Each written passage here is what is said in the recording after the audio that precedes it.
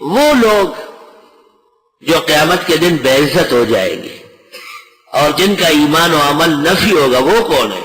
ان الذین فرقوا دینہم وکانوا شیعا، بے شک وہ لوگ جو ٹکڑے ٹکڑے کر دیے اپنے دین اور ہو گئے شیعے، مختلف فرقے. لست منہم فی شیء، آپ کون سے کوئی تعلق نہیں.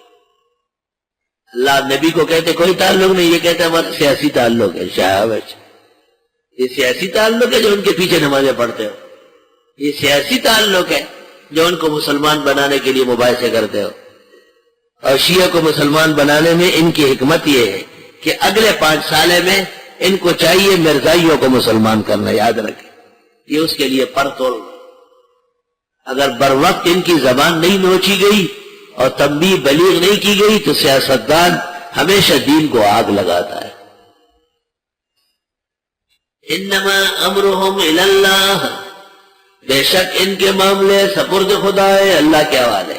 ثم ینبئهم بما كانوا يفعلون، پھر بتا دے گا وہ ان کو جو یہ افعال کر چکے ہیں.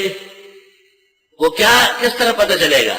من جاء بالحسنہ، جو آ گیا ایک نیکی کر کے، فلہ عشر امثالہا، اس کو 10 ملیں گے اس جیسے.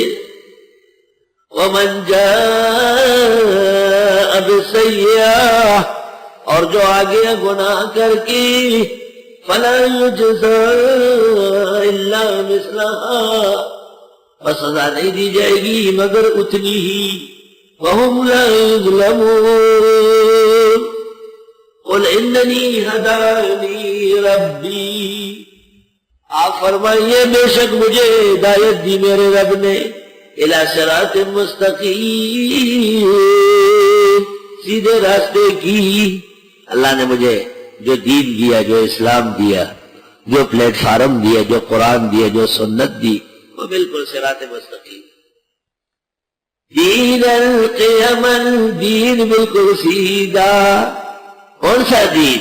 ملت ابراہیم حنیفا، ابراہیم علیہ السلام کی ملت بھی مقصود ہے. وما کان من المشرکین، اور حضرت نہ تھے مشرکین میں سے. ایک اشکال ہے کہ کوئی پیغمبر بھی مشرک نہیں تھا، صرف ابراہیم کا نام لیا جا رہا ہے. جواب، اصل میں ابراہیم علیہ السلام سب انبیاء کے بڑے ہیں، ابو انبیاء بنی اسرائیل اور رئیس الموحدین. ہر شخص یہودی، نصرانی، مکے کا مشرک ابراہیمی ہونے پہ فخر کرتا تھا. اور کار شیطانی کنی نامت ولی، گر ولی ہست لعنت بر ولی. حالانکہ ان کے اعمال ملعون تھے.